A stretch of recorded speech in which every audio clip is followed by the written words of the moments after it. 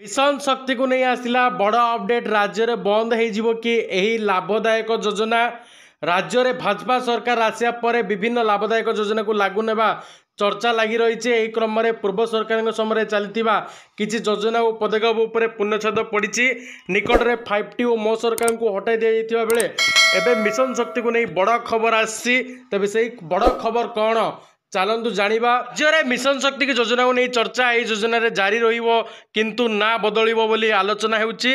नुआ सरकार महिला उल्लेखनीय परिवर्तन करने को नहीं प्रस्तुति होउछंती।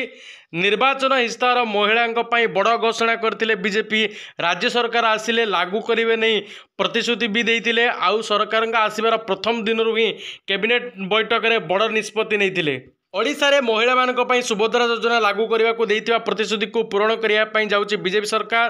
प्रथम कैबिनेट बैठक में निष्पत्ति निया जाइथिबा बेले 100 दिन भितर या लागू करने प्रतिश्रुति देइछन्ति मुख्यमंत्री मोहन चरण माझी।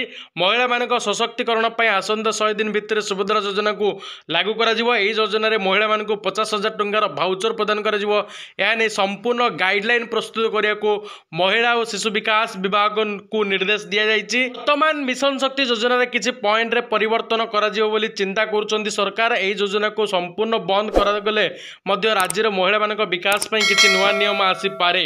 मिशन शक्ति को बीजेडी सरकार द्वारा आरंभ होइतिबा एक योजना जेउतरु लक्ष लक्ष महिला उपकृत होउतले। मिशन शक्ति महिला मानक पारिश्रमिक भावे स्वल्प अर्थ प्रदान करा जाउतला।